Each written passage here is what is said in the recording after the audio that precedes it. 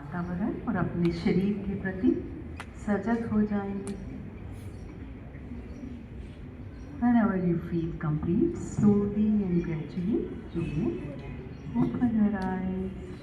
जब भी पूर्णता का एहसास हो, मुस्कुराते हुए अपनी आंखें खोल सकते हैं।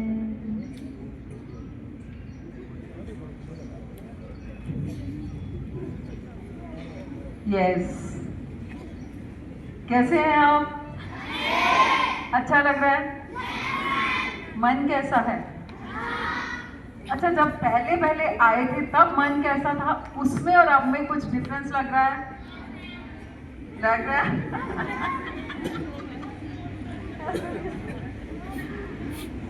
अच्छा, कुछ एक को तो बहुत अच्छा लग गया है ना? कोई बात नहीं, क्योंकि मन किसी का बहुत ज़्यादा चल रहा है, किसी का कम चल रहा है, ऐसा हो सकता है, कोई बात नहीं। तो देखो, जब हम ऐसे मन के साथ पढ़ाई करते हैं ना, तो हम 100% मार्क्स भी ले सकते हैं। सबको चाहिए ना अच्छे नंबर, अच्छे फर्स्ट आना है ना? तो जब मन खाली होता है ना, तभी उसमें कुछ जाता है। यस और नो? क्योंकि जब हम क्या करते हैं, हमारा मन वर्तमान या भविष्य और भूतकाल में भागता रहता है। होता है ना ऐसा? जब हम कुछ काम करते हैं, जब हम खाना बना रहे हैं, मान लो रोटी जल जाती, क्यों जल जाती है? क्योंकि मन कहीं और था, कोई भूतकाल की बात याद आ गई, हम उसमें ही रह गए, इधर से खाना जल गया। या हम भविष्य की कोई प्लानिंग, हो ये ना हुआ, मेरे बच्चे का एडमिशन ना हुआ वहाँ, मेरे इसका ये ना हुआ, कोई भी फ्यूचर की बात जो हम सोचते हैं, उसके लिए फियर्स आते रहते हैं। तो ऐसे में हम मिस क्या कर रहे हैं? क्या मिस कर रहे हैं? वर्तमान क्षण। जीवन किसमें है? वर्तमान क्षण। किसमें है? वर्तमान क्षण में। हम कब खुश होते हैं? जब हम वर्तमान में होते हैं, है ना? अभी मन चल रहा है कोई इधर उधर? नहीं ना? तो सबके चेहरे पे देखिए, अभी आप अपने पीछे वाले को एक बार थपथपी दे दे, सब एक दूसरे को थपथपी दे, जल्दी से वेरी गुड बोलेंगे, very good very good very good very good बोलेंगे, very good very good. Okay, stop कर लिया ना? हाँ, तो क्या देखिए, अभी क्या है, अभी मन जो है ना, बिल्कुल कहाँ पे है?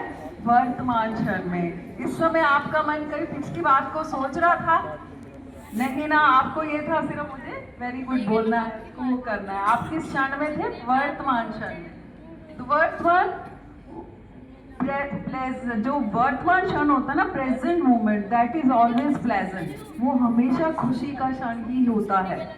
हम क्या करते हैं? उसको खराब कर देते हैं, या तो कोई भूतकाल की बात को याद करके, या भविष्य की बात को। तो ऐसे में श्री रविशंकर जी बहुत सुंदर प्रोसेसेस बच्चों के लिए भी लाए हैं और बड़ों के लिए भी। तो वो इतने सालों से सभी देशों में अगर काम कर रहे हैं, इवन के मोदी जी भी उसको प्रैक्टिस करते हैं, तभी हमारे पास जो ऊर्जा है, सबके पास जो घंटे हैं ना, वो 24 ही हैं, है ना? लेकिन कोई बहुत ज़्यादा काम कर लेता है, कोई बहुत थोड़ा करता है। ऐसा क्यों है? क्योंकि उसके एनर्जी लेवल में फर्क है। तो जैसे जैसे हम, ये सांसों की प्रक्रिया इसमें सिखाई जाती है आर्ट ऑफ लिविंग में, जैसे जैसे सांसों पे काम करना शुरू करते हैं, तो हमारी ऊर्जा बढ़ने लगती है, हमारा मन प्रेजेंट मोमेंट में रहने लगता है। हम जो है पिछली बातों को ज़्यादा याद ना करके, अगलों के उसमें डर ना करके, जो प्रेजेंट में कर रहे हैं उस पर फोकस 100% करते हैं, है ना? तो तभी हम इस जीवन में जो कुछ भी हमारे आता है ना, संघर्ष भी, उसको जल्दी से ओवरकम कर जाते हैं, है ना?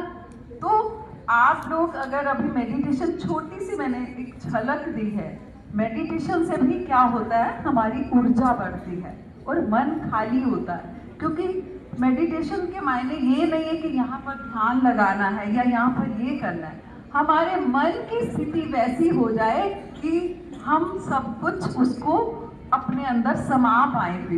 एक स्लेट पे अगर रोज लिखते जाएंगे तो क्या कुछ पढ़ पाएंगे? नहीं ना। मन को खाली करना, स्लेट को हम डिलीट मारते हैं ना, उसको साफ करते हैं तब और लिखते हैं। या फिर एक मोबाइल को अभी डाटा हम कैसे कर पाते हैं, उसको डाटा को थोड़ा थोड़ा खाली करते रहते हैं ना फोन को, तभी वो आगे चलता है। अगर पूरा भर जाए तो वो रुक जाता है।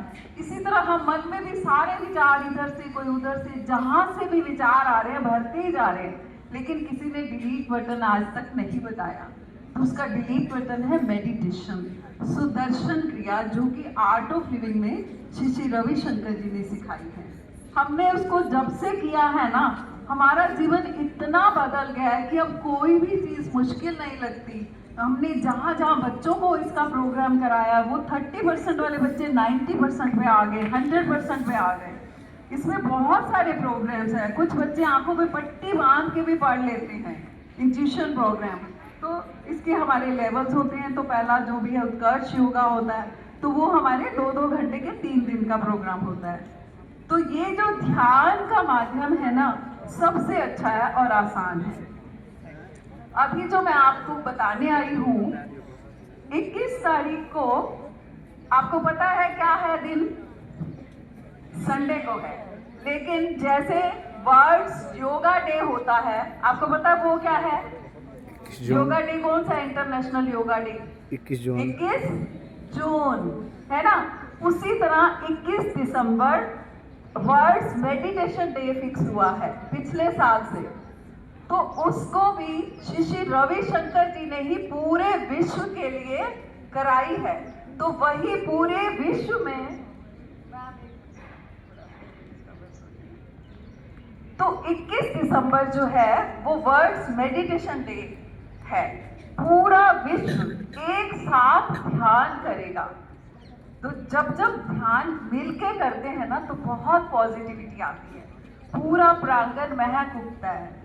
तो इसलिए जब पूरा विश्व मेडिटेट करेगा, आप सोचो जो पूरे विश्व में इतनी कैलेमिटीज, इतना सब कुछ हो रहा है ना, पता है ना सबको, कहीं कुछ हो रहा है, कहीं कुछ हो रहा है। तो उसके लिए गुरुदेव ने पूरे विश्व को इकट्ठे एक साथ 8:30 बजे शाम को मेडिटेट कराना है। तो मैं चाहूँगी हम आपके प्रिंसिपल मैम, सारे टीचर्स को वो लिंक भेज देंगे, जिसमें कि आपको वो भी लिंक दे देंगे। तो 8:30 बजे आप सब जुड़ जाए उस लिंक के साथ, और घर में बैठे बैठे ही 21 दिसंबर, क्योंकि संडे है इसलिए हम लाइव वो नहीं करवा सकते थे। अगर कोई दूसरा दिन होता तो हम यहीं आगे कराते। तो आप अपने अपने घरों में कर सकते हैं, बस वो लिंक ले लेना, फ्री है। तो आप सब करेंगे? तो उसमें गुरुदेव खुद कराएंगे। ये तो मैंने छोटा सा आपको एक ग्लिम्प्स दिया है मेडिटेशन का। तो जिन्होंने ये बनाई है वो खुद ही कराएंगे। आप उनके साथ सब एक बार उसमें जुड़ना, और फिर आपके लिए जो छोटे हमारे दूसरे प्रोग्राम्स हैं वो हम आपके मैम से बात करेंगे कि आपको कैसे, हम स्कूलों में, पूरे स्कूलों में जा रहे हैं मैम, और वहाँ पर हम टाइमिंग्स फिक्स करके 2-2 घंटे के 3 दिन का प्रोग्राम होता है।